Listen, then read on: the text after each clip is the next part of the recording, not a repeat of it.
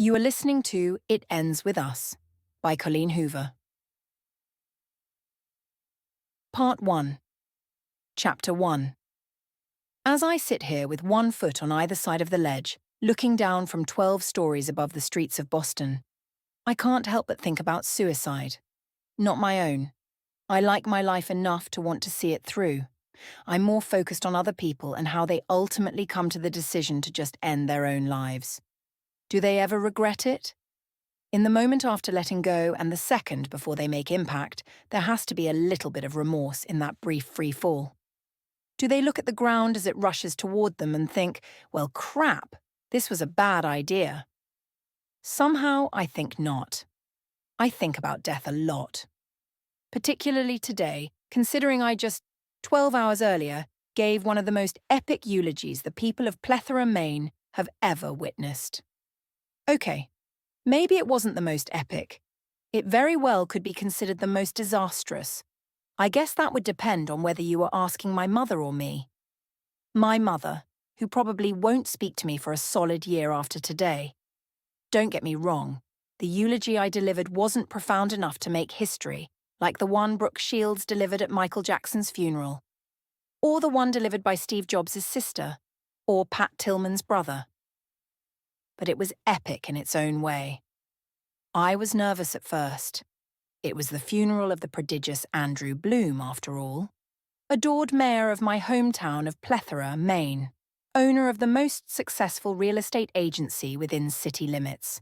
Husband of the highly adored Jenny Bloom, the most revered teaching assistant in all of Plethora. And father of Lily Bloom, that strange girl with the erratic red hair who once fell in love with a homeless guy and brought great shame upon her entire family. That would be me. I'm Lily Bloom, and Andrew was my father. As soon as I finished delivering his eulogy today, I caught a flight straight back to Boston and hijacked the first roof I could find. Again, not because I'm suicidal. I have no plans to scale off this roof.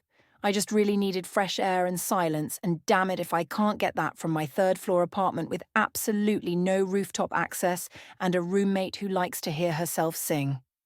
I didn't account for how cold it would be up here, though. It's not unbearable, but it's not comfortable either. At least I can see the stars. Dead fathers and exasperating roommates and questionable eulogies don't feel so awful when the night sky is clear enough to literally feel the grandeur of the universe. I love it when the sky makes me feel insignificant. I like tonight. But unfortunately for me, the door was just shoved open so hard I expect the stairwell to spit a human out onto the rooftop. The door slams shut again and footsteps move swiftly across the deck. I don't even bother looking up. Whoever it is more than likely won't even notice me back here straddling the ledge to the left of the door. They came out here in such a hurry. It isn't my fault if they assume they're alone. I sigh quietly, close my eyes and lean my head against the stucco wall behind me, cursing the universe for ripping this peaceful, introspective moment out from under me. The least the universe could do for me today is ensure that it's a woman and not a man. If I'm going to have company, I'd rather it be a female. I'm tough for my size and can probably hold my own in most cases, but I'm too comfortable right now to be on a rooftop alone with a strange man in the middle of the night. I might fear for my safety and feel the need to leave, and I really don't want to leave. As I said before, I'm comfortable. I finally allow my eyes to make the journey to the silhouette leaning over the ledge. As luck would have it, he's definitely male. Even leaning over the rail, I can tell he's tall. Broad shoulders create a strong contrast to the fragile way he's holding his head in his hands. I can barely make out the heavy rise and fall of his back as he drags in deep breaths and forces them back out when he's done with them. He appears to be on the verge of a breakdown. I contemplate speaking up to let him know he has company or clearing my throat, but between thinking it and actually doing it, he spins around and kicks one of the patio chairs behind him. I flinch as it screeches across the deck, but being as though he isn't even aware he has an audience, the guy doesn't stop with just one kick. He kicks the chair repeatedly over and over. Rather than give way beneath the blunt force of his foot, all the chair does is scoot farther and farther away from him. That chair must be made from marine-grade polymer. I once watched my father back over an outdoor patio table made of marine-grade polymer, and it practically laughed at him. Dented his bumper but didn't even put a scratch on the table. This guy must realize he's no match for such a high-quality material because he finally stops kicking the chair. He's now standing over it, his hands clenched in fists at his sides. To be honest, I'm a little envious. Here this guy is, taking his aggression out on patio furniture like a champ. He's obviously had a shitty day, as have I, but whereas I keep my aggression pent up until it manifests in the form of passive aggressiveness, this guy actually has an outlet. My outlet used to be gardening. Any time I was stressed, I'd just go out to the backyard and pull every single weed I could find. But since the day I moved to Boston 2 years ago, I haven't had a backyard. Or a patio. I don't even have weeds. Maybe I need to invest in a marine-grade polymer patio chair. I stare at the guy a moment longer, wondering if he's ever going to move. He's just standing there staring down at the chair. His hands aren't in fists anymore. They're resting on his hips, and I notice for the first time how his shirt doesn't fit him very well around his biceps. It fits him everywhere else, but his arms are huge. He begins fishing around in his pockets until he finds what he's looking for and, in what I'm sure is probably an effort to release even more of his aggression, he lights up a joint. I'm 23. I've been through college and have done this very same recreational drug a time or two. I'm not going to judge this guy for feeling the need to toke up in private, but that's the thing. He's not in private, he just doesn't know that yet. He takes in a long drag of his joint and starts to turn back toward the ledge. He notices me on the exhale. He stops walking the second our eyes meet. His expression holds no shock, nor does it hold amusement when he sees me. He's about 10 feet away, but there's enough light from the stars that I can see his eyes as they slowly drag over my body without revealing a single thought. This guy holds his cards well. His gaze is narrow and his mouth is drawn tight, like a male version of the Mona Lisa. "What's your name?" he asks. I feel his voice in my stomach. That's not good. Voices should stop at the ears, but sometimes, not very often at all, actually. A voice will penetrate past my ears and reverberate straight down through my body. He has one of those voices, deep, confident, and a little bit like butter. When I don't answer him, he brings the joint back to his mouth and takes another hit. "Lily," I finally say. I hate my voice. It sounds too weak to even reach his ears from here, much less reverberate inside his body. He lifts his chin a little and nudges his head toward me. "Will you please get down from there, Lily?" It isn't until he says this that I notice his posture. He's standing straight up now, rigid even. Almost as if he's nervous I'm going to fall. I'm not. This ledge is at least a foot wide, and I'm mostly on the roof side. I could easily catch myself before I fell, not to mention I've got the wind in my favor. I glance down at my legs and then back up at him. "No, thanks, I'm quite comfortable where I am." He turns a little, like he can't look straight at me. "Please get down." It's more of a demand now, despite his use of the word please. There are 7 empty chairs up here. Almost 6, I correct, reminding him that he just tried to murder one of them. He doesn't find the humor in my response. When I fail to follow his orders, he takes a couple of steps closer. "You are a mere 3 inches from falling to your death. I've been around enough of that for one day." He motions for me to get down again. "You're making me nervous, not to mention ruining my high." I roll my eyes and swing my legs over. Heaven forbid a joint go to waste. I hop down and wipe my hands across my jeans. "Better," I say as I walk toward him. He lets out a rush of air, as if seeing me on the ledge actually had him holding his breath. I pass him to head for the side of the roof with the better view, and as I do I can't help but notice how unfortunately cute he is. No, cute is an insult. This guy is beautiful. Well manicured, smells like money, looks to be several years older than me. His eyes crinkle in the corners as they follow me, and his lips seem to frown, even when they aren't. When I reach the side of the building that overlooks the street, I lean forward and stare down at the cars below, trying not to appear impressed by him. I can tell by his haircut alone that he's the kind of man people are easily impressed by, and I refuse to feed into his ego. Not that he's done anything to make me think he even has one, but he is wearing a casual Burberry shirt, and I'm not sure I've ever been on the radar of someone who could casually afford one. I hear footsteps approaching from behind, and then he leans against the railing next to me. Out of the corner of my eye, I watch as he takes another hit of his joint. When he's finished, he offers it to me, but I wave it off. The last thing I need is to be under the influence around this guy. His voice is a drug in itself. I kind of want to hear it again, so I throw a question in his direction. So, what did that chair do to make you so angry? He looks at me, like really looks at me. His eyes meet mine and he just stares, hard, like all my secrets are right there on my face. I've never seen eyes as dark as his. Maybe I have, but they seem darker when they're attached to such an intimidating presence. He doesn't answer my question, but my curiosity isn't easily put to rest. If he's going to force me down from a very peaceful, comfortable ledge, then I expect him to entertain me with answers to my nosy questions. Was it a woman? I inquire. Did she break your heart? He laughs a little with that question. If only my issues were as trivial as matters of the heart. He leans into the wall so that he can face me. What floor do you live on? He licks his fingers and pinches the end of his joint, then puts it back in his pocket. I've never noticed you before. That's because I don't live here. I point in the direction of my apartment. See that insurance building? He squints as he looks in the direction I'm pointing. Yeah. I live in the building next to it.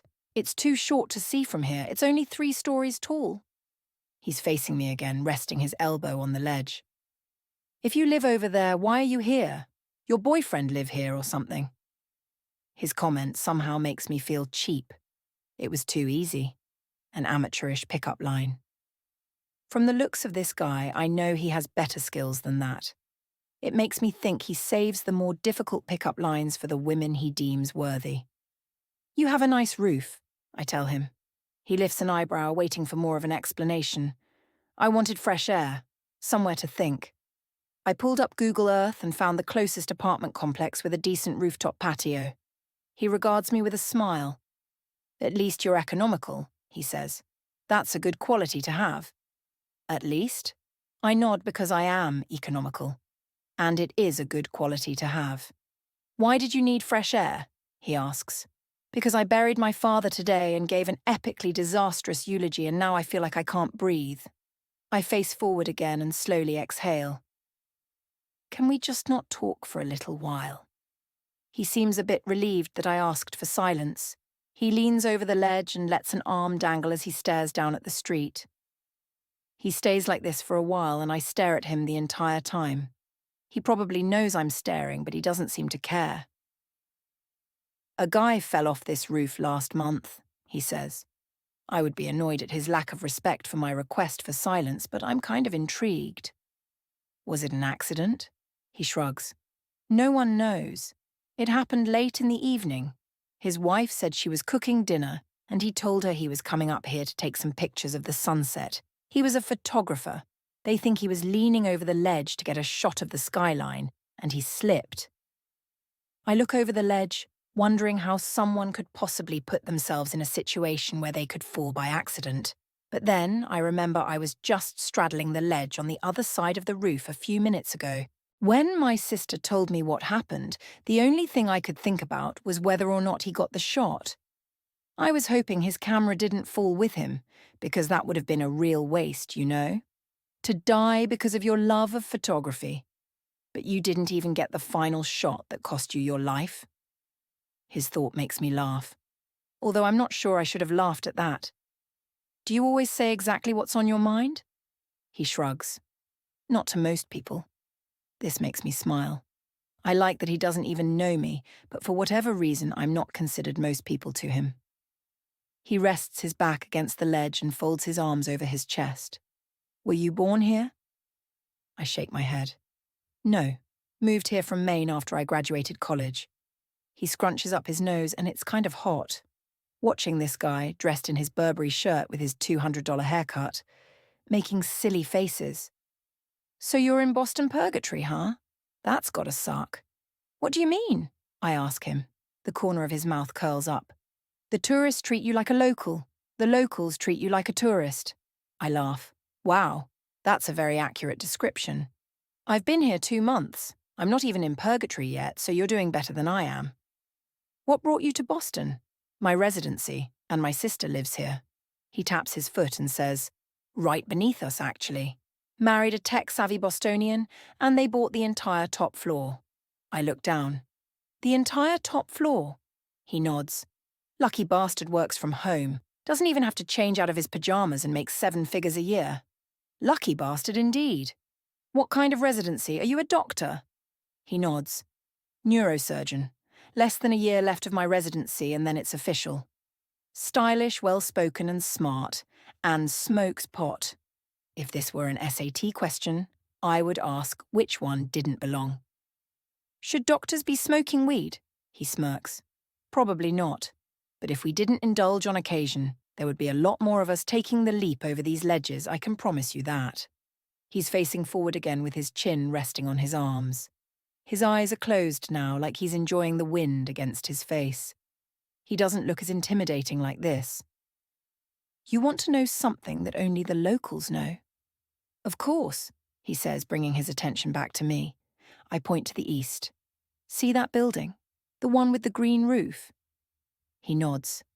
There's a building behind it on Melcher. There's a house on top of the building.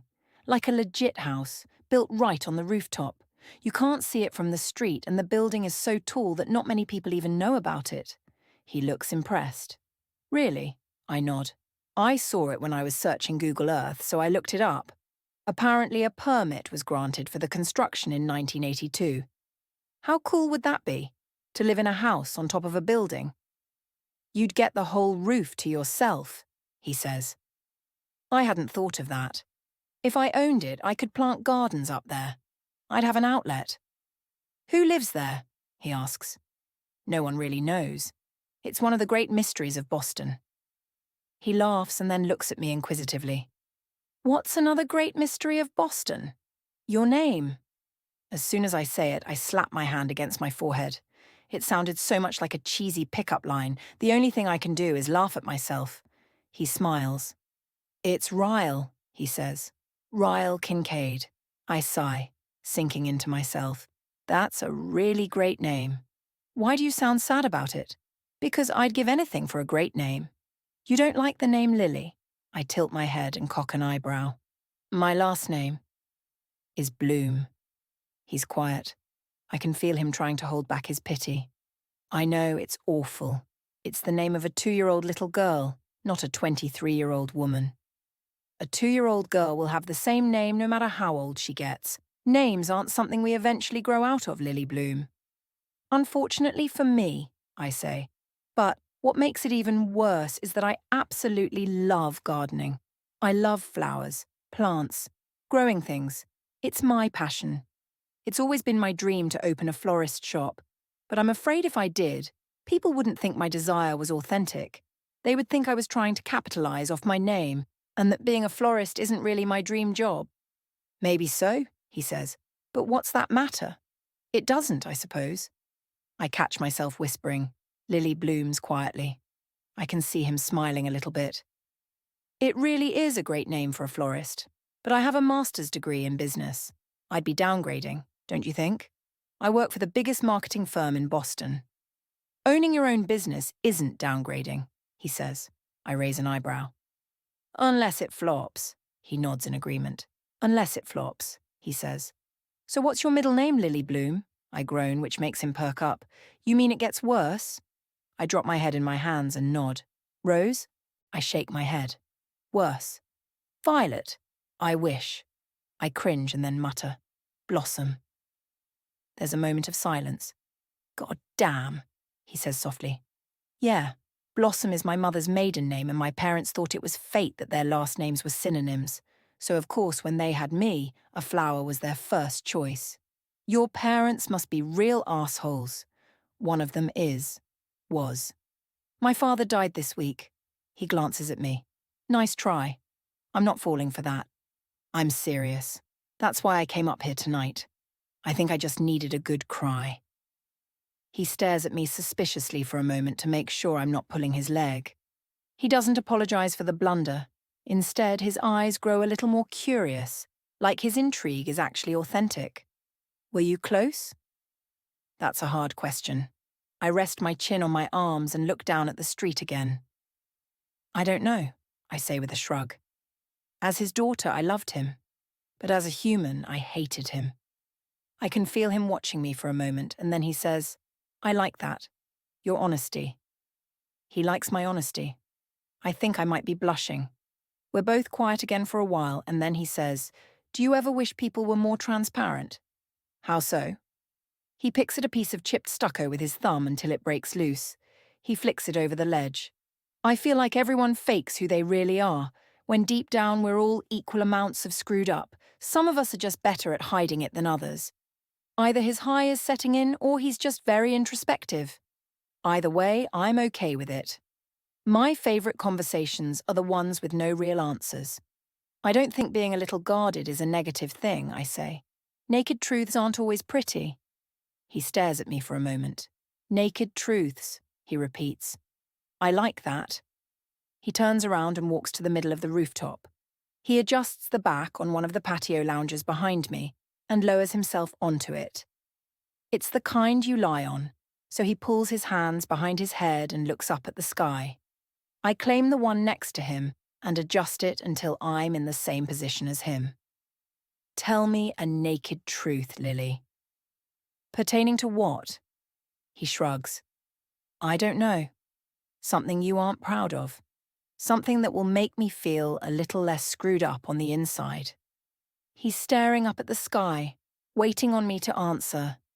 My eyes follow the line of his jaw, the curve of his cheeks, the outline of his lips. His eyebrows are drawn together in contemplation. I don't understand why, but he seems to need conversation right now. I think about his question and try to find an honest answer.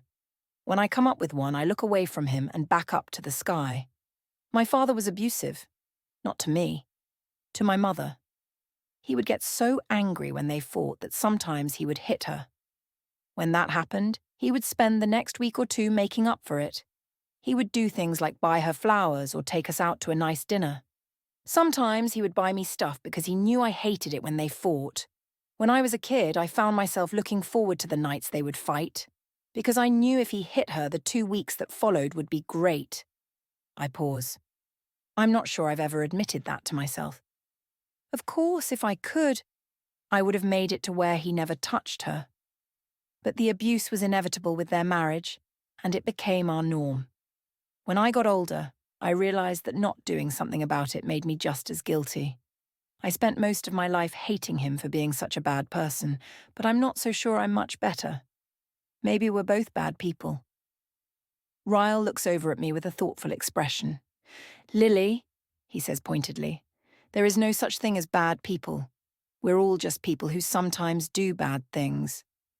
I open my mouth to respond, but his words strike me silent. We're all just people who sometimes do bad things. I guess that's true in a way. No one is exclusively bad, nor is anyone exclusively good. Some are just forced to work harder at suppressing the bad. Your turn, I tell him.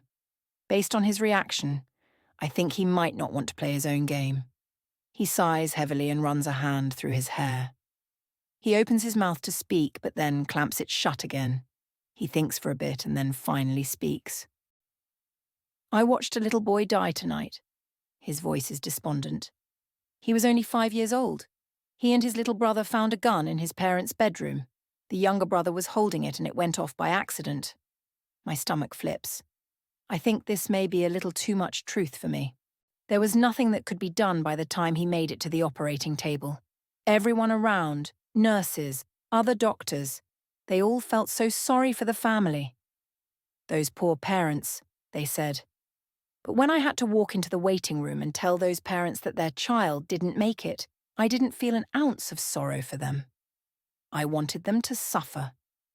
I wanted them to feel the weight of their ignorance for keeping a loaded gun within access of 2 innocent children. I wanted them to know that not only did they just lose a child, they just ruined the entire life of the one who accidentally pulled the trigger. Jesus Christ. I wasn't prepared for something so heavy.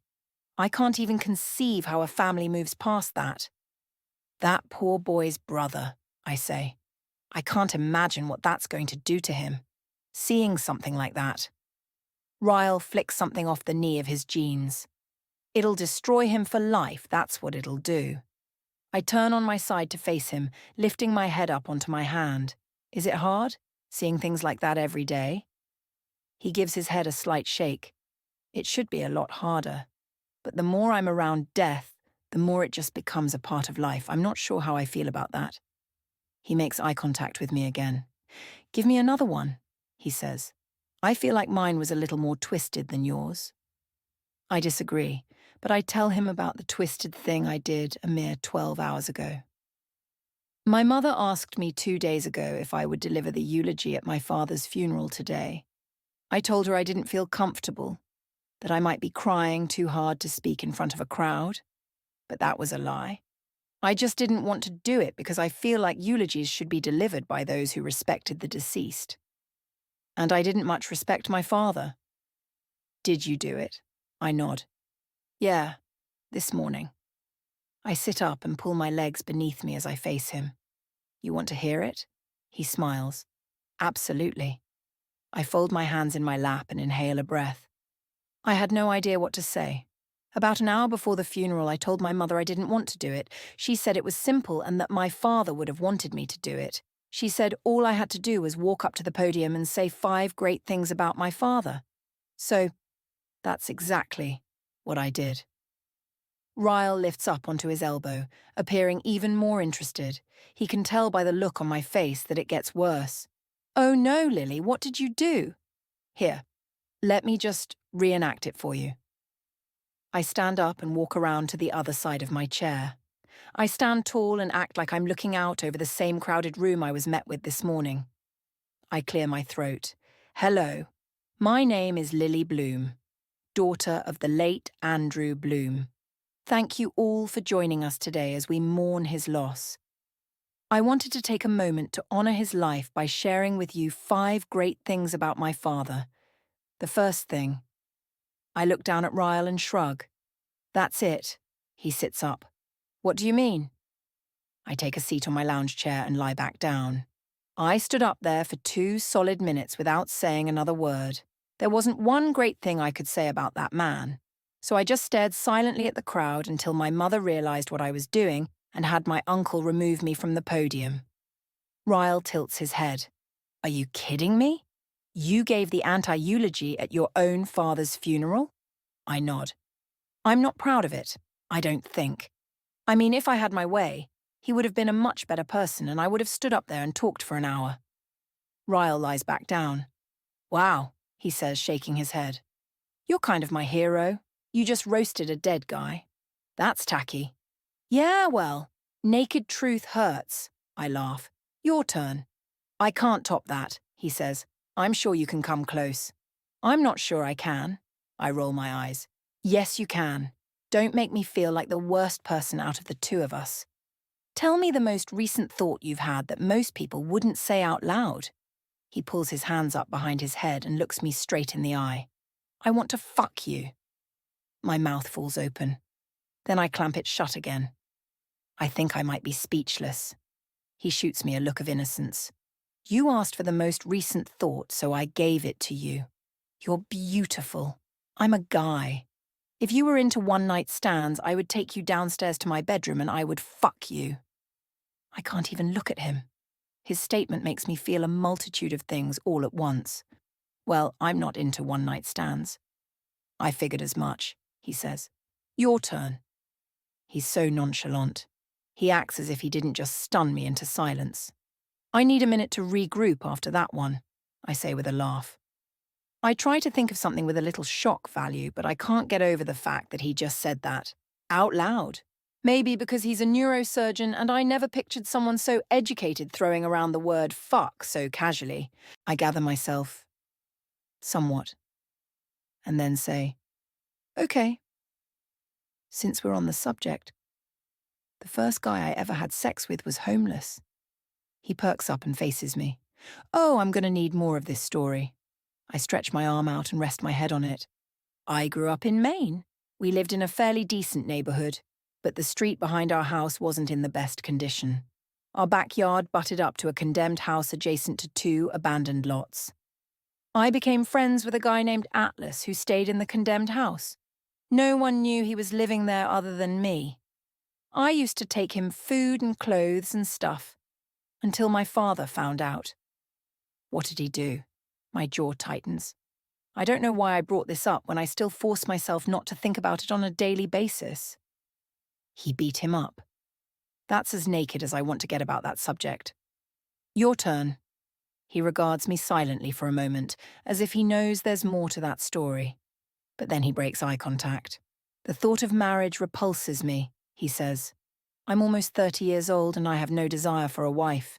I especially don't want children. The only thing I want out of life is success. Lots of it. But if I admit that out loud to anyone, it makes me sound arrogant." "Professional success? Or social status?" He says. "Both. Anyone can have children. Anyone can get married. But not everyone can be a neurosurgeon. I get a lot of pride out of that. And I don't just want to be a great neurosurgeon, I want to be the best in my field." "You're right. It does make you sound arrogant." He smiles. "My mother fears I'm wasting my life away because all I do is work." "You're a neurosurgeon and your mother is disappointed in you?" I laugh. Good Lord, that's insane. Are parents ever really happy with their children? Will they ever be good enough? He shakes his head. My children wouldn't be. Not many people have the drive I do, so I'd only be setting them up for failure. That's why I'll never have any. I actually think that's respectable, Ryle. A lot of people refuse to admit they might be too selfish to have children. He shakes his head. Oh, I'm way too selfish to have children. And I'm definitely way too selfish to be in a relationship. So, how do you avoid it? You just don't date? He cuts his eyes to me, and there's a slight grin affixed to his face. When I have time, there are girls who satisfy those needs.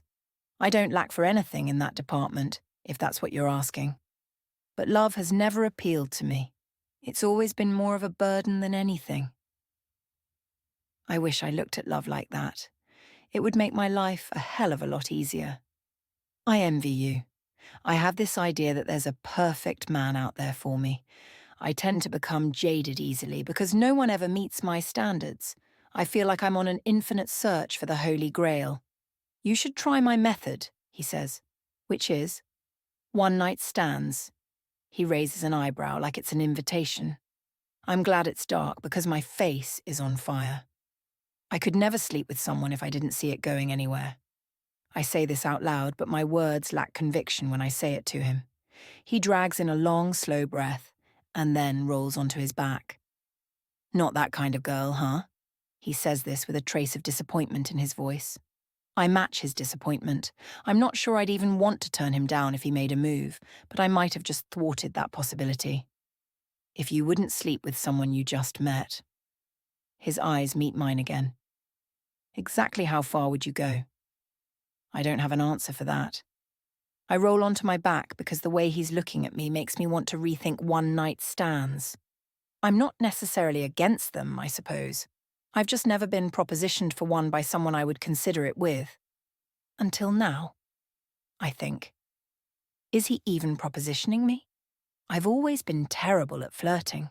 He reaches out and grabs the edge of my lounge chair. In one swift movement and with very minimal effort, he drags my chair closer to him until it bumps his. My whole body stiffens. He's so close now, I can feel the warmth of his breath cutting through the cold air. If I were to look at him, his face would be mere inches from mine. I refuse to look at him, because he'd probably kiss me and I know absolutely nothing about this guy other than a couple of naked truths. But that doesn't weigh on my conscience at all when he rests a heavy hand on my stomach. How far would you go, Lily? His voice is decadent, smooth. It travels straight to my toes. I don't know, I whisper. His fingers begin to crawl toward the hem of my shirt.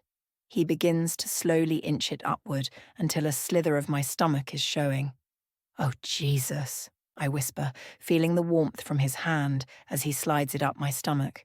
Against my better judgment, I face him again, and the look in his eyes completely captivates me. He looks hopeful and hungry and completely confident. He sinks his teeth into his bottom lip as his hand begins to tease its way up my shirt. I know he can feel my heart thrashing around in my chest. Hell, he can probably hear it. Is this too far? He asks. I don't know where this side of me is coming from, but I shake my head and say, not even close. With a grin, his fingers brush the underneath of my bra, lightly trickling over my skin that is now covered in chills. As soon as my eyelids fall shut, the piercing of a ring rips through the air. His hand stiffens when we both realize it's a phone. His phone. He drops his forehead to my shoulder. Damn it! I frown when his hand slips out from beneath my shirt. He fumbles in his pocket for his phone, standing up and walking several feet away from me to take the call.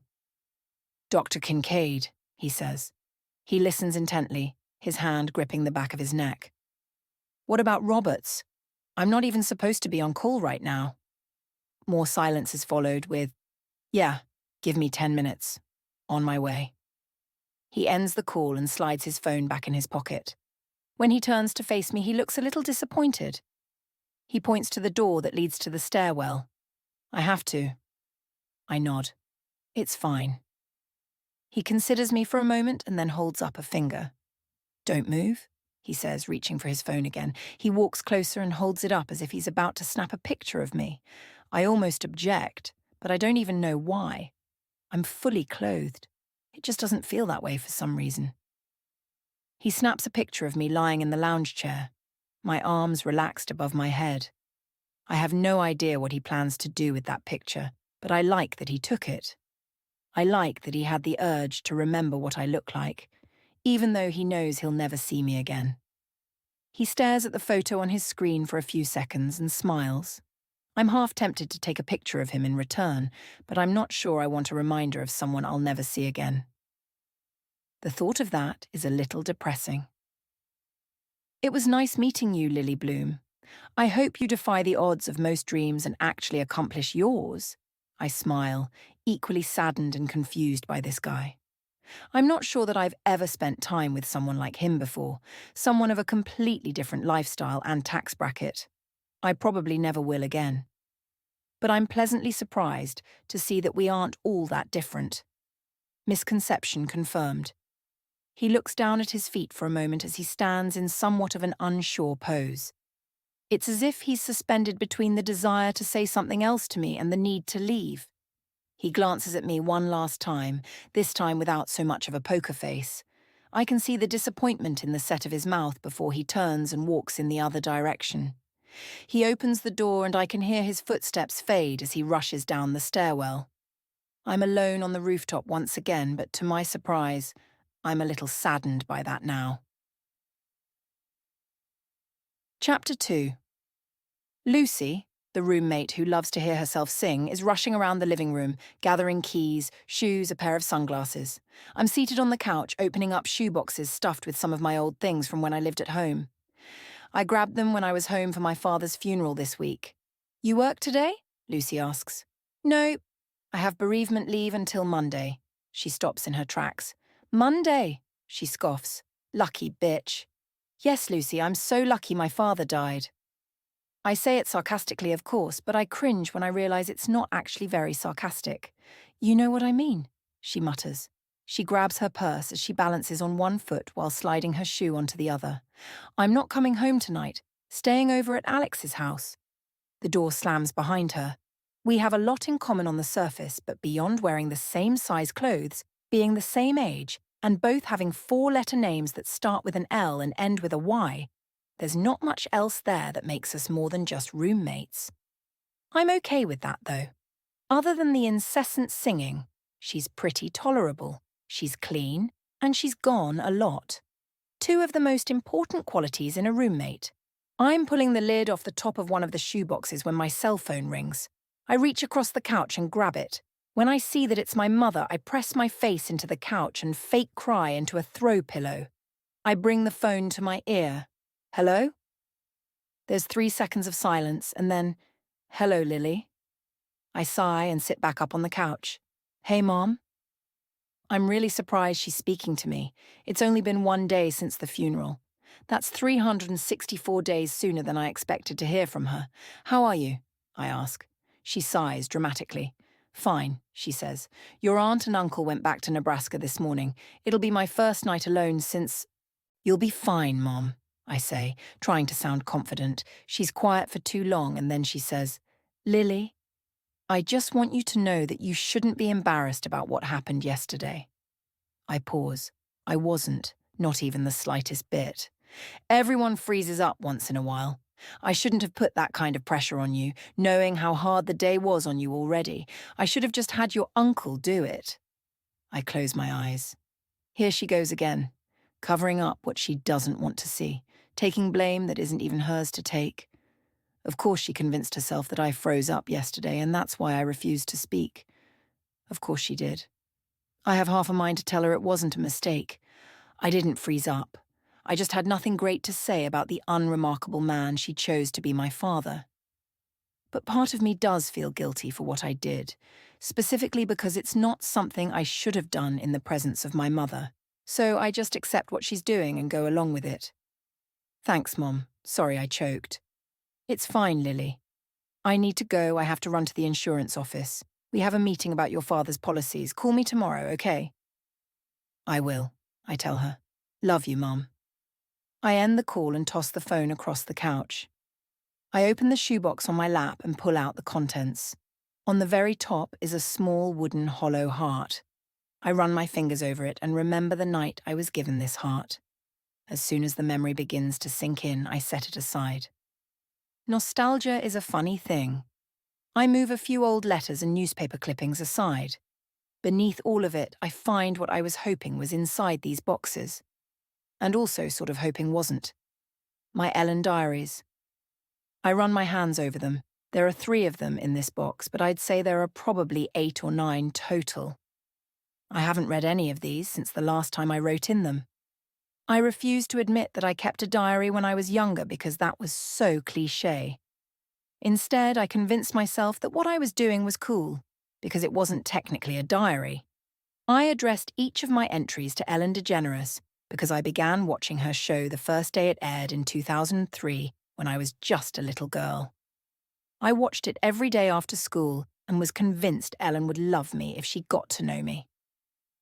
I wrote letters to her regularly until I turned 16, but I wrote them like one would write entries in a diary.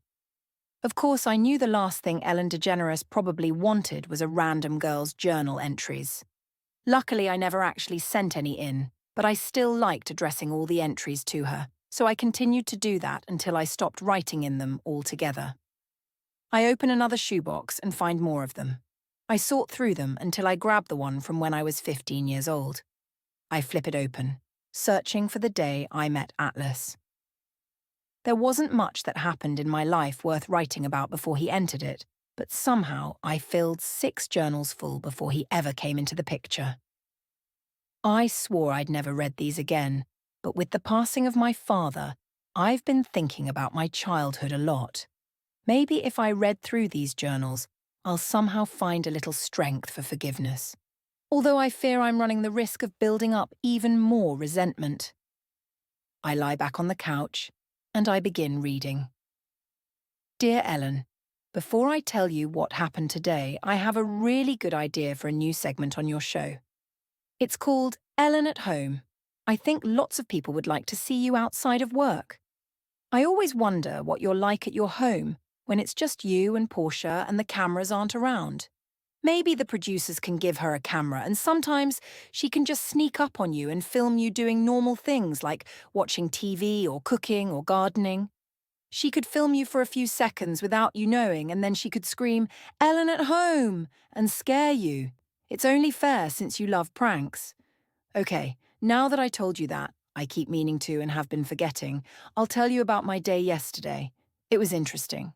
Probably my most interesting day to write about yet. if you don't count the day Abigail Ivory slapped Mr. Carson for looking at her cleavage. You remember a while back when I told you about Mrs. Burleson who lived behind us? She died the night of that big snowstorm.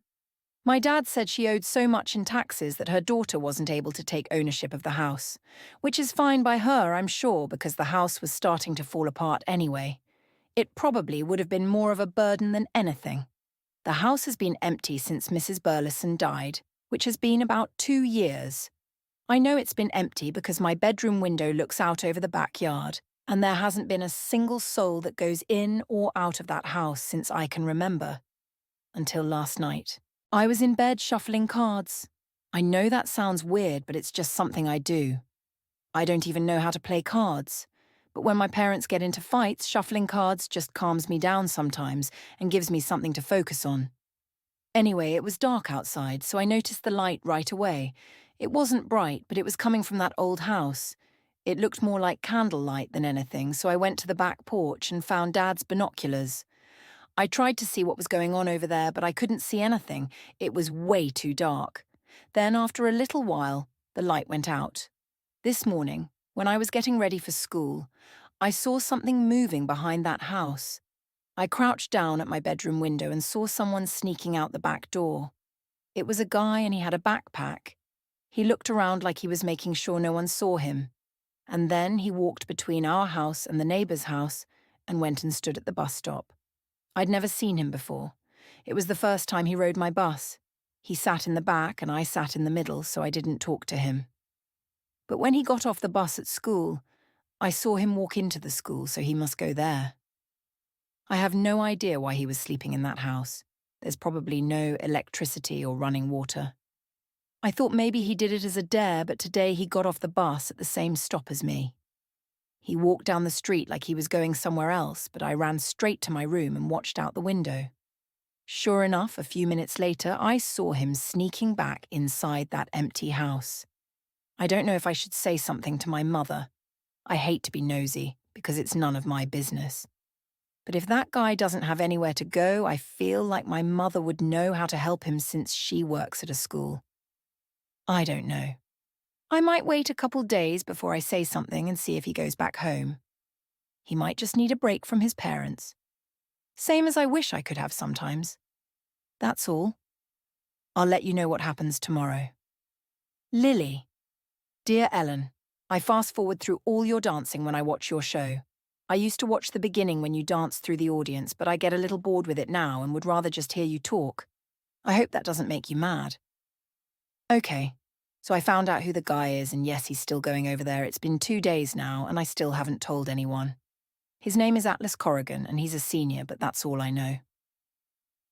I asked Katie who he was when she sat next to me on the bus. She rolled her eyes and told me his name, but then she said, I don't know anything else about him, but he smells. She scrunched up her nose like it grossed her out. I wanted to yell at her and tell her he can't help it, that he doesn't have any running water. But instead, I just looked back at him. I might have stared a little too much because he caught me looking at him. When I got home, I went to the backyard to do some gardening. My radishes were ready to be pulled, so I was out there pulling them. The radishes are the only thing left in my garden. It's starting to get cold, so there's not much else I can plant right now. I probably could have waited a few more days to pull them, but I was also outside because I was being nosy. I noticed as I was pulling them that some were missing. It looked like they had just been dug up. I know I didn't pull them, and my parents never mess with my garden. That's when I thought about Atlas, and how it was more than likely him. I hadn't thought about how, if he doesn't have access to a shower, he probably doesn't have food either. I went inside my house and made a couple of sandwiches. I grabbed 2 sodas out of the fridge and a bag of chips. I put them in a lunch bag and I ran it over to the abandoned house and set it on the back porch by the door. I wasn't sure if he saw me, so I knocked real hard and then ran back to my house and went straight to my room. By the time I got to the window to see if he was going to come outside, the bag was already gone. That's when I knew he'd been watching me. I'm kind of nervous now that he knows I know he's staying there. I don't know what I'll say to him if he tries to talk to me tomorrow. Lily, dear Ellen, I saw your interview with the presidential candidate Barack Obama today. Does that make you nervous? Interviewing people who could potentially run the country? I don't know a lot about politics, but I don't think I could be funny under that kind of pressure. Man, so much has happened to both of us. You just interviewed someone who might be our next president, and I'm feeding a homeless boy. This morning when I got to the bus stop, Atlas was already there. It was just the two of us at first, and I'm not going to lie. It was awkward. I could see the bus coming around the corner and I was wishing it would drive a little faster. Right when it pulled up, he took a step closer to me and without looking up, he said, "Thank you." The doors opened on the bus and he let me walk on first. I didn't say you're welcome because I was kind of shocked by my reaction. His voice gave me chills, Ellen. Has a boy's voice ever done that to you? Oh, wait. Sorry. Has a girl's voice ever done that to you? He didn't sit by me or anything on the way there, but on the way back from school, he was the last one getting on. There weren't any empty seats, but I could tell by the way he scanned all the people on the bus that he wasn't looking for an empty seat. He was looking for me.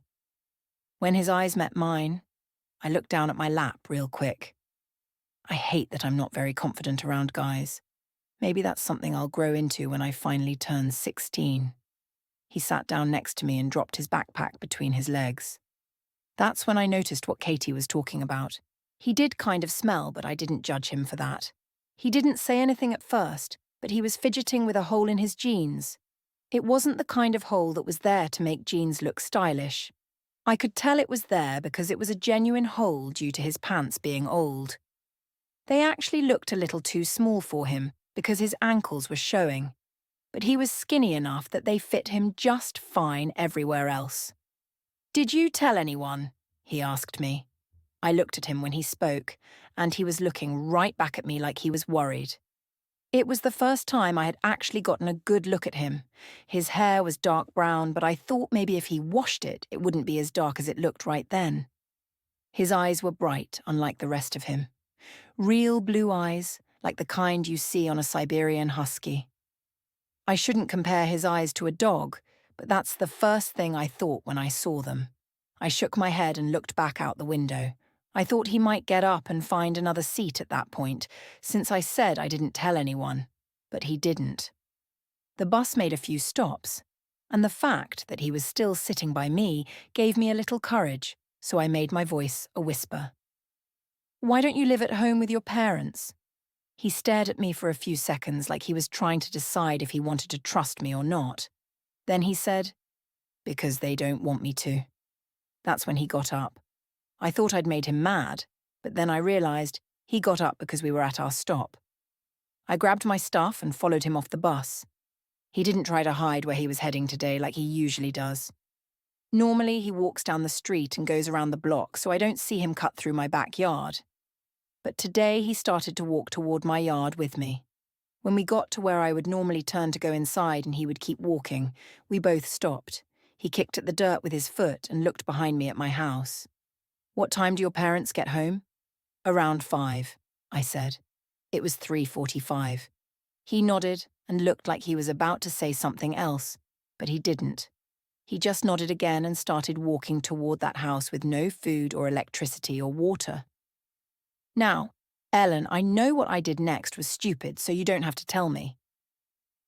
I called out his name, and when he stopped and turned around, I said, "If you hurry, you can take a shower before they get home." My heart was beating so fast because I knew how much trouble I could get into if my parents came home and found a homeless guy in our shower. I'd probably very well die. But I just couldn't watch him walk back to his house without offering him something. He looked down at the ground again, and I felt his embarrassment in my own stomach. He didn't even nod. He just followed me inside my house and never said a word. The whole time he was in the shower, I was panicking. I kept looking out the window and checking for either of my parents' cars, even though I knew it would be a good hour before they got home. I was nervous one of the neighbours might have seen him come inside, but they didn't really know me well enough to think having a visitor would be abnormal. I had given Atlas a change of clothes, and knew he not only needed to be out of the house when my parents got home, but he needed to be far away from our house. I'm sure my father would recognize his own clothes on some random teenager in the neighborhood. In between looking out the window and checking the clock, I was filling up one of my old backpacks with stuff. Food that didn't need refrigerating, a couple of my father's t-shirts, a pair of jeans that were probably going to be 2 sizes too big for him, and a change of socks. I was zipping up the backpack when he emerged from the hallway. I was right. Even wet, I could tell his hair was lighter than it looked earlier. It made his eyes look even bluer. He must have shaved while he was in there because he looked younger than he did before he got in the shower. I swallowed and looked back down at the backpack because I was shocked at how different he looked. I was scared he might see my thoughts written across my face. I looked out the window one more time and handed him the backpack. You might want to go out the back door so no one sees you. He took the backpack from me and stared at my face for a minute. What's your name? He said as he slung the pack over his shoulder. Lily. He smiled. It was the first time he'd smiled at me, and I had an awful, shallow thought in that moment. I wondered how someone with such a great smile could have such shitty parents. I immediately hated myself for thinking it, because of course parents should love their kids no matter how cute or ugly or skinny or fat or smart or stupid they are. But sometimes you can't control where your mind goes. You just have to train it not to go there anymore. He held out his hand and said, I'm Atlas. I know, I said, without shaking his hand. I don't know why I didn't shake his hand. It wasn't because I was scared to touch him. I was scared to touch him, but not because I thought I was better than him. He just made me so nervous. He put his hand down and nodded once, then said, I guess I better go. I stepped aside so he could walk around me. He pointed past the kitchen, silently asking if that was the way to the back door. I nodded and walked behind him as he made his way down the hall. When he reached the back door, I saw him pause for a second when he saw my bedroom. I was suddenly embarrassed that he was seeing my bedroom. No one ever sees my bedroom, so I've never felt the need to give it a more mature look. I still have the same pink bedspread and curtains I've had since I was 12. For the first time ever, I felt like ripping down my poster of Adam Brody. Atlas didn't seem to care how my room was decorated. He looked straight at my window, the one that looks out over the backyard. Then he glanced back at me. Right before he walked out the back door, he said, Thank you for not being disparaging, Lily. And then he was gone. Of course, I've heard the term disparaging before, but it was weird hearing a teenage guy use it. What's even weirder is how everything about Atlas seems so contradictory. How does a guy who is obviously humble, well-mannered, and uses words like disparaging end up homeless? How does any teenager end up homeless? I need to find out, Ellen. I'm going to find out what happened to him. You just wait and see. Lily. I'm about to open another entry when my phone rings. I crawl across the couch for it, and I'm not the least bit surprised to see it's my mother again.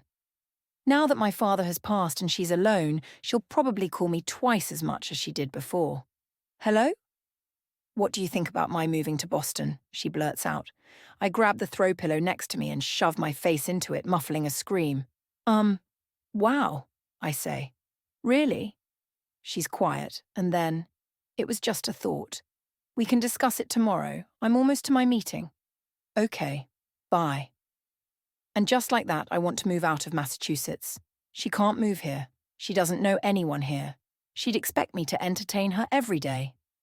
I love my mother, don't get me wrong, but I moved to Boston to be on my own, and having her in the same city would make me feel less independent.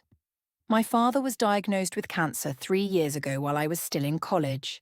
If Ryle Kincaid were here right now, I'd tell him the naked truth that I was a little bit relieved when my father became too ill to physically hurt my mother. It completely changed the dynamic of their relationship, and I no longer felt obligated to stay in Plethora to make sure she was okay. Now that my father is gone, and I never have to worry about my mother again, I was looking forward to spreading my wings, so to speak. But now she's moving to Boston. It feels like my wings were just clipped. Where is a marine-grade polymer chair when I need one? I'm seriously stressing out, and I have no idea what I'd do if my mother moves to Boston. I don't have a garden or a yard or a patio or weeds. I have to find another outlet. I decide to clean. I place all of my old shoeboxes full of journals and notes in my bedroom closet. Then I organize my entire closet, my jewelry, my shoes, my clothes. She cannot move to Boston. Chapter 3. 6 months later. Oh. That's all she says. My mother turns and assesses the building, running a finger over the windowsill next to her. She picks up a layer of dust and wipes it between her fingers. It needs a lot of work, I know, I interrupt. I point at the windows behind her. But look at the storefront. It has potential. She scrolls over the windows, nodding. There's this sound she makes in the back of her throat sometimes, where she agrees with a little hum but her lips remain tight. It means she doesn't actually agree. And she makes that sound. Twice. I drop my arms in defeat. You think this was stupid? She gives her head a slight shake. That all depends on how it turns out, Lily, she says. The building used to house a restaurant and it's still full of old tables and chairs. My mother walks over to a nearby table and pulls out one of the chairs, taking a seat. If things work out, and your floral shop is successful, then people will say it was a brave, bold, smart business decision. But if it fails and you lose your entire inheritance, then people will say it was a stupid business decision. She shrugs. That's just how it works. You majored in business, you know that. She glances around the room slowly, as if she's seeing it the way it will look a month from now. Just make sure it's brave and bold, Lily. I smile. I can accept that. I can't believe I bought it without asking you first, I say, taking a seat at the table. You're an adult. It's your right, she says, but I can hear a trace of disappointment. I think she feels even lonelier now that I need her less and less. It's been 6 months since my father died, and even though he wasn't good company, it has to be weird for her, being alone. She got a job at one of the elementary schools, so she did end up moving here. She chose a small suburb on the outskirts of Boston. She bought a cute 2-bedroom house on a cul-de-sac with a huge backyard. I dream of planting a garden there, but that would require daily care. My limit is once-a-week visits, sometimes twice. What are you going to do with all this junk? She asks. She's right. There's so much junk. It'll take forever to clear this place out. I have no idea. I guess I'll be busting my ass for a while before I can even think about decorating. When's your last day at the marketing firm? I smile. Yesterday. She releases a sigh and then shakes her head. Oh, Lily, I certainly hope this works out in your favor. We both begin to stand when the front door opens. There are shelves in the way of the door, so I careen my head around them and see a woman walk in. Her eyes briefly scan the room until she sees me. Hi, she says with a wave. She's cute, she's dressed well, but she's wearing white capris. A disaster waiting to happen in this dust bowl. Can I help you? She tucks her purse beneath her arm and walks toward me, holding out her hand. I'm Elisa, she says. I shake her hand. Lily. She tosses a thumb over her shoulder. There's a help wanted sign out front. I look over her shoulder and raise an eyebrow. There is? I didn't put up a help wanted sign. She nods and then shrugs. It looks old though, she says. It's probably been there a while. I was just out for a walk and saw the sign. Was curious is all. I like her almost immediately. Her voice is pleasant, and her smile seems genuine. My mother's hand falls down on my shoulder and she leans in and kisses me on the cheek. I have to go, she says. Open house tonight. I tell her goodbye and watch her walk outside, then turn my attention back to Elisa. I'm not really hiring yet, I say. I wave my hand around the room. I'm opening up a floral shop, but it'll be a couple of months at least. I should know better than to hold preconceived judgments, but she doesn't look like she'd be satisfied with a minimum wage job.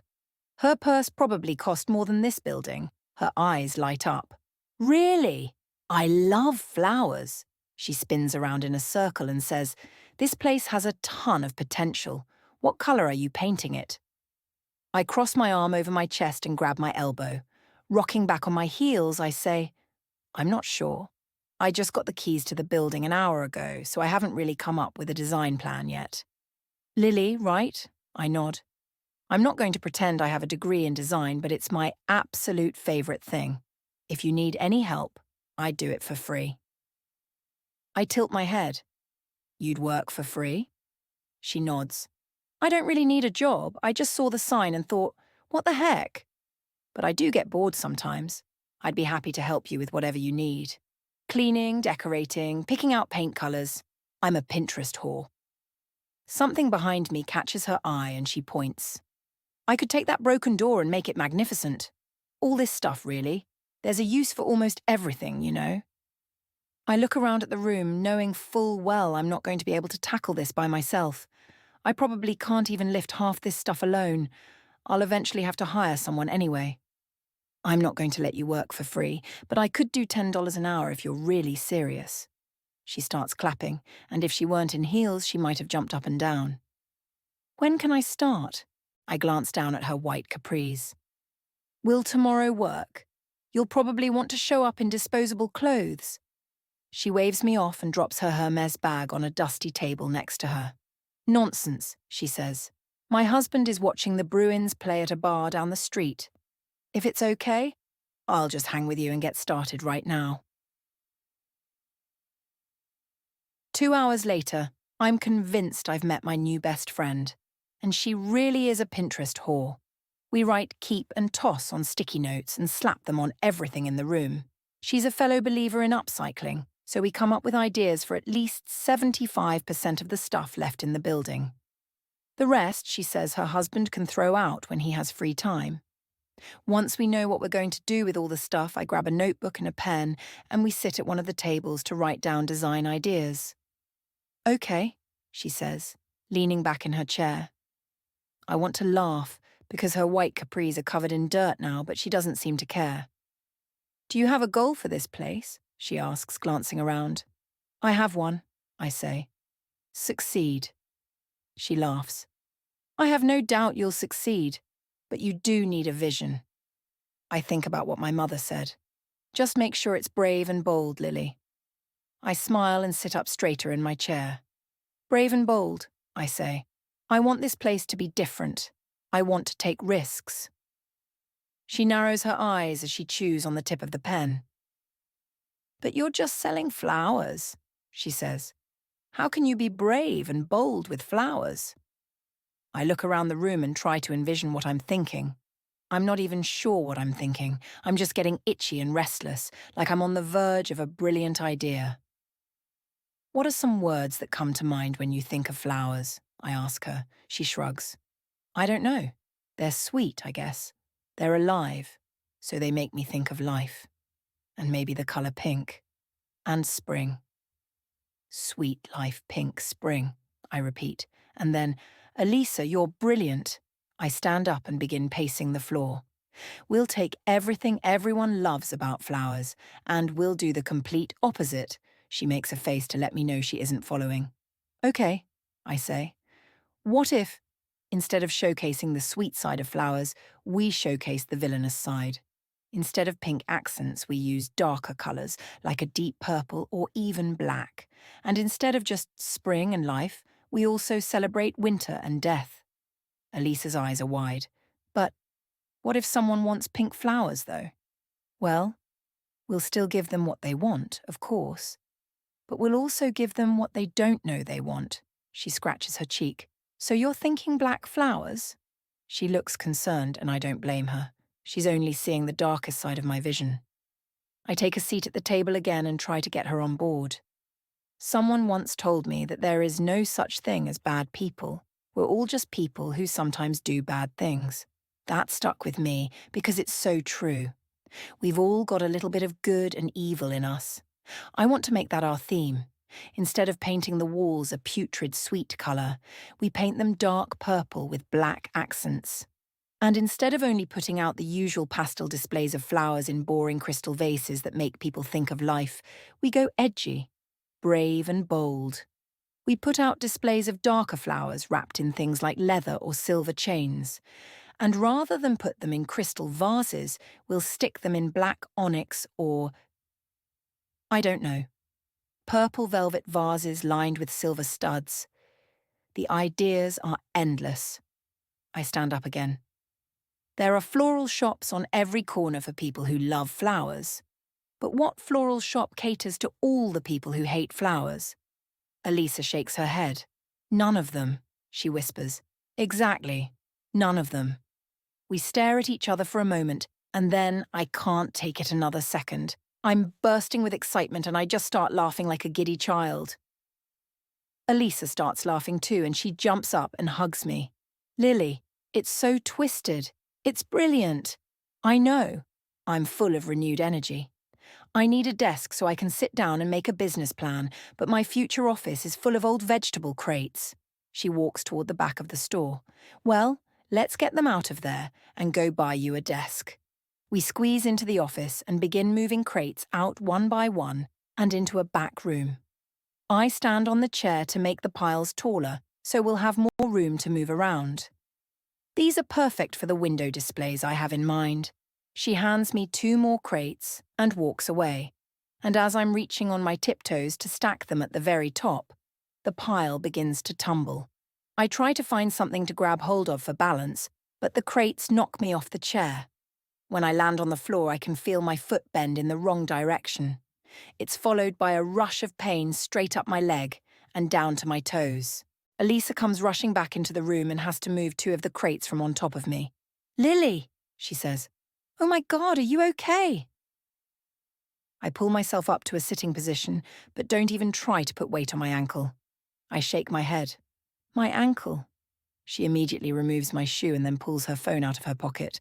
She begins dialing a number and then looks up at me. I know this is a stupid question, but do you happen to have a refrigerator here with ice in it? I shake my head. I figured, she says. She puts the phone on speaker and sets it on the floor as she begins to roll up my pant leg. I wince, but not so much from the pain. I just can't believe I did something so stupid. If I broke it, I'm screwed. I just spent my entire inheritance on a building that I won't even be able to renovate for months. Hey, Isa, a voice croons through her phone. Where you at? The game's over. Elisa picks up her phone and brings it closer to her mouth. At work. Listen, I need... The guy cuts her off and says, At work? Babe, you don't even have a job. Elisa shakes her head and says, Marshall, listen. It's an emergency. I think my boss broke her ankle. I need you to bring some ice to... He cuts her off with a laugh. Your boss? Babe, you don't even have a job, he repeats. Elisa rolls her eyes. Marshall, are you drunk? It's onesie day, he slurs into the phone. You knew that when you dropped us off, Isa. Free beer until... She groans. Put my brother on the phone. Fine, fine, Marshall mumbles. There's a rustling sound that comes from the phone and then... Yeah? Elisa spits out our location into the phone. Get here right now, please, and bring a bag of ice. Yes, ma'am, he says. The brother sounds like he may be a little drunk too. There's laughter, and then one of the guys says, She's in a bad mood, and then the line goes dead. Elisa puts her phone back in her pocket. I'll go wait outside for them, they're just down the street. Will you be okay here? I nod and reach for the chair. Maybe I should just try to walk on it. Elisa pushes my shoulders back until I'm leaning against the wall again. No, don't move. Wait until they get here, okay? I have no idea what 2 drunken guys are going to be able to do for me, but I nod. My new employee feels more like my boss right now, and I'm kind of scared of her at the moment. I wait in the back for about 10 minutes when I finally hear the front door to the building open. What in the world? A man's voice says. Why are you all alone in this creepy building? I hear Elisa say. She's back here. She walks in, followed by a guy wearing a onesie.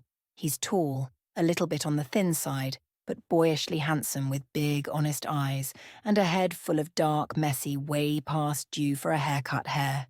He's holding a bag of ice. Did I mention he was wearing a onesie?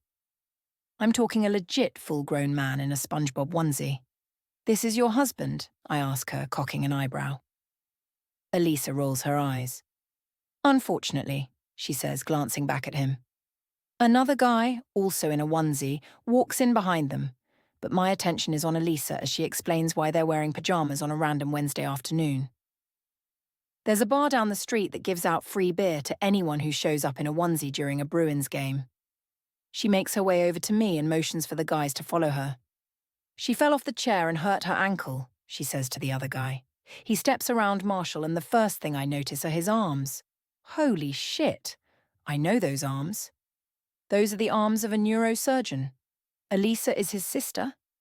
The sister that owns the entire top floor, with the husband who works in pajamas and brings in 7 figures a year. As soon as my eyes lock with Ryle's, his whole face morphs into a smile. I haven't seen him in...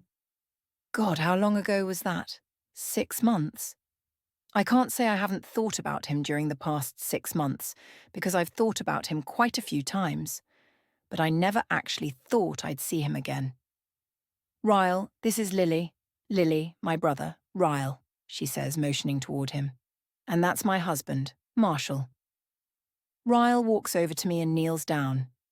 Lily, he says, regarding me with a smile. Nice to meet you. It's obvious he remembers me. I can see it in his knowing smile. But like me, he's pretending this is the first time we've met. I'm not sure I'm in the mood to explain how we already know each other. Ryle touches my ankle and inspects it. Can you move it? I try to move it, but a sharp pain shoots all the way up my leg. I suck in air through my teeth and shake my head. Not yet. It hurts. Ryle motions to Marshall. Find something to put the ice in. Elisa follows Marshall out of the room. When they're both gone, Ryle looks at me and his mouth turns up into a grin. I won't charge you for this, but only because I'm slightly inebriated, he says with a wink. I tilt my head. The first time I met you, you were high. Now you're drunk. I'm beginning to worry you aren't going to make a very qualified neurosurgeon. He laughs. It would appear that way, he says. But I promise you I rarely ever get high, and this is my first day off in over a month, so I really needed a beer. Or 5. Marshall comes back with an old rag wrapped around some ice. He hands it to Ryle, who presses it against my ankle. I'll need that first aid kit out of your trunk, Ryle says to Elisa. She nods and grabs Marshall's hand, pulling him out of the room again. Ryle presses his palm against the bottom of my foot. Push against my hand, he says. I push down with my ankle. It hurts, but I'm able to move his hand. Is it broken? He moves my foot from side to side and then says, I don't think so. Let's give it a couple of minutes and I'll see if you can put any weight on it. I nod and watch as he adjusts himself across from me. He sits cross-legged and pulls my foot onto his lap. He looks around the room and then directs his attention back at me. So, what is this place? I smile a little too big. Lily Blooms. It'll be a floral shop in about 2 months' time. I swear his whole face lights up with pride. No way, he says. You did it? You're actually opening up your own business? I nod. Yep. I figured I might as well try it while I'm still young enough to bounce back from failure. One of his hands is holding the ice against my ankle, but the other one is wrapped around my bare foot. He's brushing his thumb back and forth, like it's no big deal that he's touching me. But his hand on my foot is way more noticeable than the pain in my ankle. I look ridiculous, huh? He asks, staring down at his solid red onesie. I shrug. At least you went with a non-character choice. It gives it a bit more maturity than the SpongeBob option. He laughs, and then his smile disappears as he leans his head into the door beside him. He stares at me appreciatively. You're even prettier in the daytime. Moments like these are why I absolutely hate having red hair and fair skin. The embarrassment doesn't only show up in my cheeks, my whole face, arms, and neck grow flushed. I rest my head against the wall behind me and stare at him just like he's staring at me. You want to hear a naked truth? He nods. I've wanted to go back to your roof on more than one occasion since that night, but I was too scared you'd be there. You make me kind of nervous. His fingers pause their strokes against my foot. My turn. I nod. His eyes narrow as his hand moves to the underneath of my foot. He slowly traces his fingers from the tops of my toes down to my heel. I still very much want to fuck you. Someone gasps, and it isn't me. Ryle and I both look at the doorway and Elisa is standing there, wide-eyed. Her mouth is open as she points down at Ryle. Did you just... She looks at me and says, I am so sorry about him, Lily. And then she looks back at Ryle with venom in her eyes. Did you just tell my boss you want to fuck her? Oh dear. Ryle pulls his bottom lip in and chews on it for a second. Marshall walks in behind Elisa and says, "What's going on?" Elisa looks at Marshall and points at Ryle again. "He just told Lily he wants to fuck her." Marshall looks from Ryle to me. I don't know whether to laugh or crawl under the table and hide. "You did," he says, looking back at Ryle. Ryle shrugs. "It appears that way," he says. Elisa puts her head in her hands. "Jesus Christ," she says, looking at me. "He's drunk. They're both drunk. Please don't judge me because my brother is an asshole." I smile at her and wave it off. "It's fine, Elisa. Lots of people want to fuck me." I glance back at Ryle and he's still casually stroking my foot. At least your brother speaks his mind. Not a lot of people have the courage to say what they're actually thinking. Ryle winks at me and then carefully moves my ankle off his lap. "Let's see if you can put any weight on it," he says. He and Marshall help me to my feet. Ryle points to a table a few feet away that's pushed up against a wall. "Let's try to make it to the table so I can wrap it." His arm is secured around my waist, and he's gripping my arm tightly to make sure I don't fall. Marshall is more or less just standing next to me for support. I put a little weight on my ankle, and it hurts, but it's not excruciating. I'm able to hop all the way to the table with a lot of assistance from Ryle. He helps me pull myself up until I'm seated on top of it, leaning against the wall with my legs stretched out in front of me. "Well, the good news is that it isn't broken." "What's the bad news?" I ask him. He opens the first aid kit and says, "You'll need to stay off of it for a few days.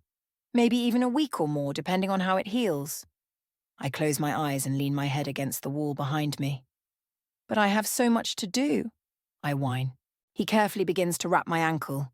Elisa is standing behind him, watching him wrap it. "I'm thirsty," Marshall says. "Anybody want something to drink?" There's a CVS across the street. "I'm good," Ryle says.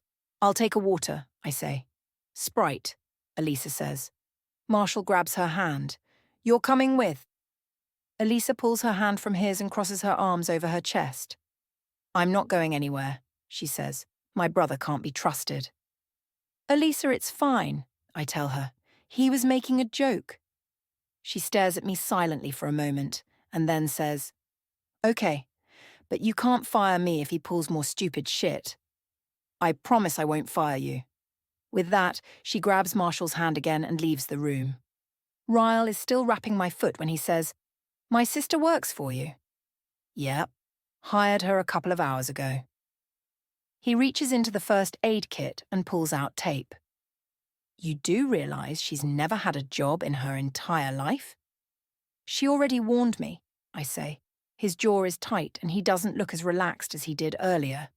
Then it hits me that he might think I hired her as a way to get closer to him. "I had no idea she was your sister until you walked in. I swear." He glances at me and then back down at my foot. "I wasn't suggesting you knew." He begins to tape over the ace bandage. "I know you weren't. I just didn't want you to think I was trying to trap you somehow. We want two different things from life, remember?" He nods and carefully sets my foot back on the table. "That is correct," he says. "I specialize in one-night stands and you're on the quest for your holy grail." I laugh. "You have a good memory." "I do," he says.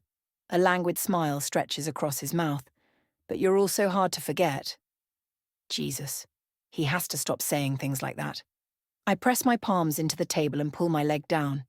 Naked truth coming. He leans against the table next to me and says, "All ears." I hold nothing back. "I'm very attracted to you," I say. "There's not much about you I don't like. And being as though you and I both want different things, if we're ever around each other again, I'd appreciate it if you could stop saying things that make me dizzy. It's not really fair to me." He nods once and then says, "My turn." He places his hand on the table next to me and leans in a little. "I'm very attracted to you too.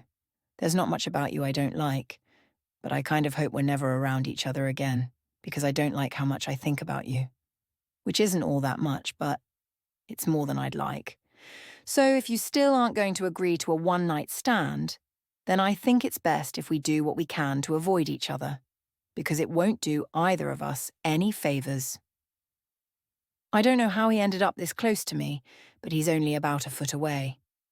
His proximity makes it hard to pay attention to words that come out of his mouth.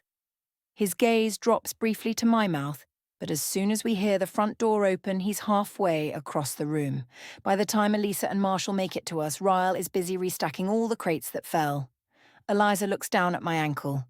"What's the verdict?" she asks. I push my bottom lip out. "Your doctor brother says I have to stay off of it for a few days." She hands me my water. "Good thing you have me. I can work and do what I can to clean up while you rest." I take a drink of the water and then wipe my mouth. "Elisa, I'm declaring you Employee of the Month." She grins and then turns to Marshall. "Did you hear that? I'm the best employee she has." He puts his arm around her and kisses the top of her head. "I'm proud of you, Isa." I like that he calls her Isa, which I'm assuming is short for Elisa.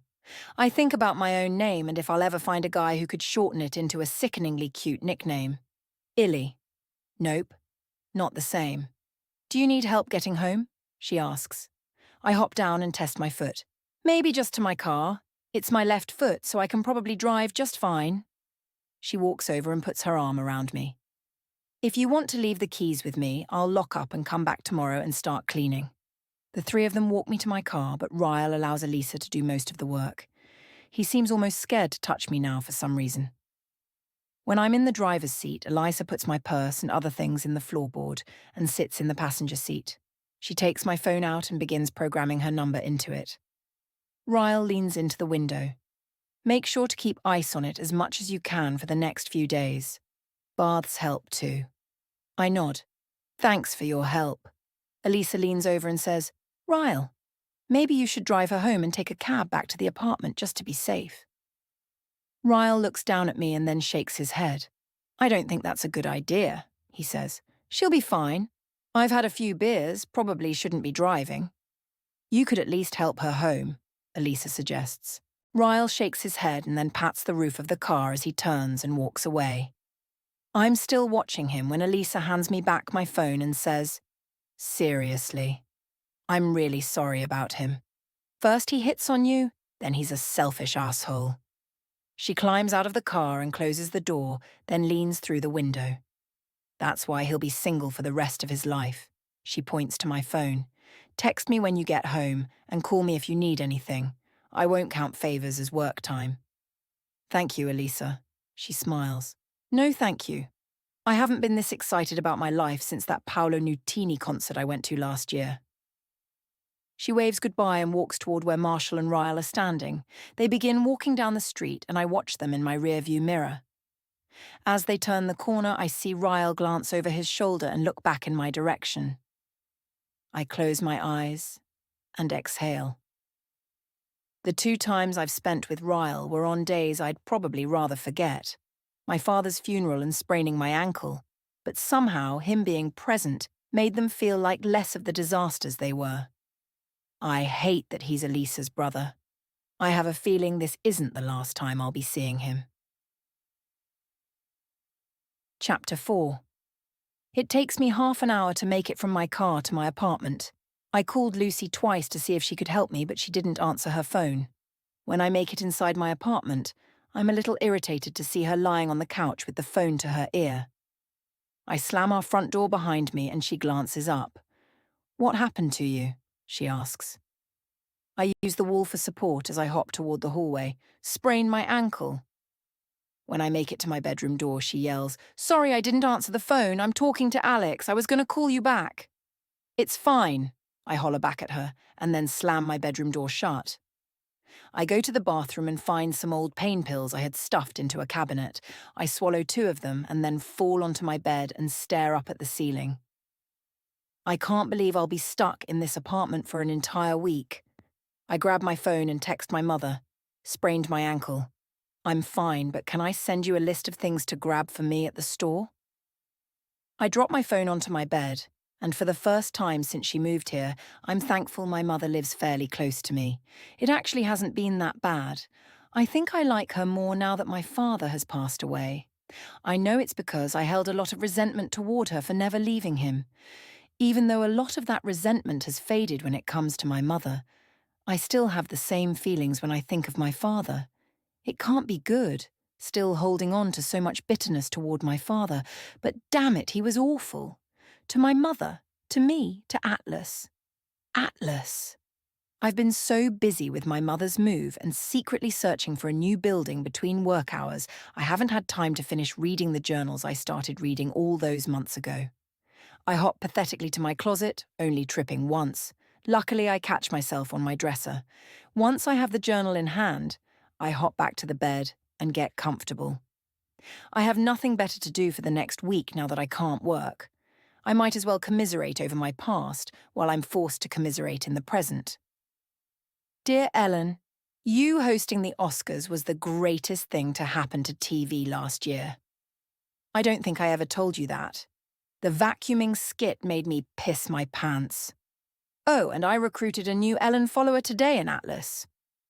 Before you start judging me for allowing him inside my house again, let me explain how that came about. After I let him take a shower here yesterday, I didn't see him again last night. But this morning, he sat by me on the bus again. He seemed a little happier than the day before because he slid into the seat and actually smiled at me. I'm not going to lie, it was a little weird seeing him in my dad's clothes. But the pants fit him a lot better than I thought they were going to. Guess what? He said. He leaned forward and unzipped his backpack. What? He pulled out a bag and handed it to me. I found these in the garage. I tried to clean them up for you because they were covered in old dirt, but I can't do much without water. I held the bag and stared at him suspiciously. It's the most I'd ever heard him say at once. I finally looked down at the bag and opened it. It looked like a bunch of old gardening tools. I saw you digging with that shovel the other day. I wasn't sure if you had any actual gardening tools and no one was using these, so... Thank you, I said. I was kind of in shock. I used to have a trowel, but the plastic broke off the handle and it started giving me blisters. I asked my mother for gardening tools for my birthday last year, and when she bought me a full-size shovel and a hoe, I didn't have the heart to tell her it's not what I needed.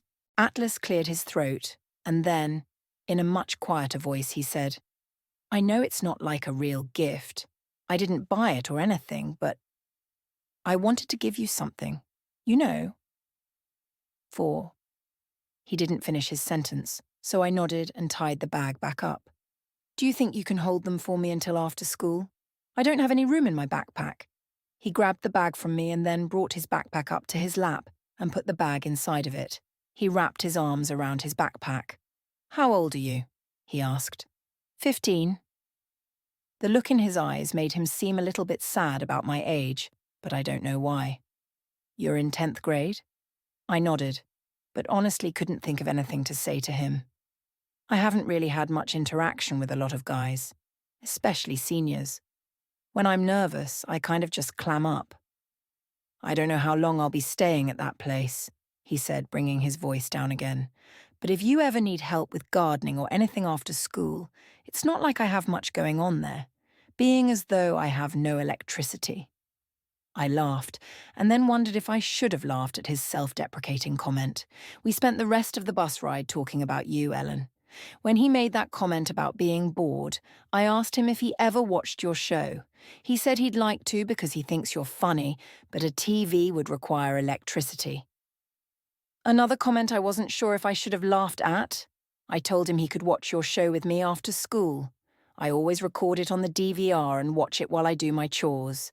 I figured I could just keep the front door dead-bolted, and if my parents got home early, I'd just have Atlas run out the back door. I didn't see him again until the ride home today. He didn't sit by me this time because Katie got on the bus before him and sat next to me. I wanted to ask her to move, but then she'd think I had a crush on Atlas. Katie would have a field day with that one, so I just let her stay in my seat. Atlas was at the front of the bus, so he got off before I did. He just kind of awkwardly stood there at the bus stop and waited for me to get off. When I did, he opened his backpack and handed me the bag of tools. He didn't say anything about my invitation to watch TV from earlier this morning, so I just acted like it was a given. Come on, I told him. He followed me inside and I locked the deadbolt. If my parents come home early, run out the back door and don't let them see you. He nodded. Don't worry, I will. he said, with kind of a laugh. I asked him if he wanted anything to drink, and he said sure. I made us a snack and brought our drinks to the living room. I sat down on the couch, and he sat down in my dad's chair. I turned on your show, and that's about all that happened. We didn't talk much because I fast-forwarded through all the commercials, but I did notice he laughed at all the right times. I think good comedic timing is one of the most important things about a person's personality. Every time he laughed at your jokes, it made me feel better about sneaking him into my house. I don't know why. Maybe because if he's actually someone I could be friends with, it'd make me feel less guilty. He left right after your show was over. I wanted to ask him if he needed to use our shower again, but that would have cut it real close to time for my parents getting home. The last thing I wanted was for him to have to run out of the shower and across my backyard naked. Then again, that'd be kind of hilarious. And awesome. Lily, dear Ellen, come on, woman. Reruns. A full week of reruns. I get that you need time off, but let me make a suggestion. Instead of recording one show a day, you should record 2. That way, you'll get twice as much done in half the time, and we'd never have to sit through reruns. I say we, because I'm referring to Atlas and me. He's become my regular Ellen-watching partner. I think he might love you as much as I do, but I'll never tell him I write to you on a daily basis. That might seem a little too fangirl. He's been living in that house for 2 weeks now. He's taken a few more showers at my house, and I give him food every time he visits. I even wash his clothes for him while he's here after school. He keeps apologizing to me like he's a burden. But honestly, I love it. He keeps my mind off things, and I actually look forward to spending time with him after school every day. Dad got home late tonight, which means he went to the bar after work, which means he's probably going to instigate a fight with my mother, which means he'll probably do something stupid again. I swear, sometimes I get so mad at her for staying with him. I know I'm only 15 and probably don't understand all the reasons she chooses to stay, but I refuse to let her use me as her excuse. I don't care if she's too poor to leave him, and we'd have to move into a crappy apartment and eat ramen noodles until I graduate. That would be better than this. I can hear him yelling at her right now. Sometimes when he gets like this, I walk into the living room, hoping it'll calm him down. He doesn't like to hit her when I'm in the room. Maybe I should go try that. Lily. Dear Ellen, if I had access to a gun or knife right now, I'd kill him. As soon as I walked into the living room, I saw him push her down. They were standing in the kitchen and she'd grabbed his arm trying to calm him down, and he backhanded her and knocked her straight to the floor. I'm pretty sure he was about to kick her, but he saw me walk into the living room and he stopped. He muttered something under his breath to her and then walked to their bedroom and slammed the door. I rushed to the kitchen and tried to help her, but she never wants me to see her like this. She waved me away and said, "I'm fine, Lily, I'm fine, we just got into a stupid fight." She was crying and I could already see the redness on her cheek from where he hit her. When I walked closer to her, wanting to make sure she was okay, she turned her back to me and gripped the counter. I said, "I'm fine, Lily, go back to your room." I ran back down the hallway, but I didn't go back to my room. I ran straight out the back door and across the backyard. I was so mad at her for being short with me. I didn't even want to be in the same house as either of them, and even thought it was dark already. I went over to the house Atlas was staying in, and I knocked on the door. I could hear him moving inside like he accidentally knocked something over. "It's me, Lily," I whispered. A few seconds later, the back door opened and he looked behind me, then to the left and right of me. It wasn't until he looked at my face that he saw I was crying. "You okay?" he asked, stepping outside. I used my shirt to wipe away my tears and noticed he came outside instead of inviting me in. I sat down on the porch step and he sat down next to me. "I'm fine," I said. "I'm just mad. Sometimes I cry when I get mad." He reached over and tucked my hair behind my ear. I liked it when he did that, and I suddenly wasn't nearly as mad anymore. Then he put his arm around me and pulled me to him, so that my head was resting on his shoulder. I don't know how he calmed me down without even talking, but he did. Some people just have a calming presence about them, and he's one of those people. Completely opposite of my father. We sat like that for a while until I saw my bedroom light turn on. You should go, he whispered. We could both see my mom standing in my bedroom looking for me. It wasn't until that moment that I realized what a perfect view he has of my bedroom. As I walked back home, I tried to think about the entire time Atlas has been in that house. I tried to recall if I'd walked around after dark with the light on at night, because all I normally wear in my room at night is a t-shirt. Here's what's crazy about that, Ellen. I was kind of hoping I had. Lily. I close the journal when the pain pills start to kick in. I'll read more tomorrow. Maybe. Reading about the things my dad used to do to my mom kind of puts me in a bad mood. Reading about Atlas kind of puts me in a sad mood. I try to fall asleep and think about Ryle, but the whole situation with him kind of makes me mad and sad. Maybe I'll just think about Elisa and how happy I am that she showed up today. I could use a friend, not to mention help, during these next few months. I have a feeling it's going to be more stressful than I bargained for.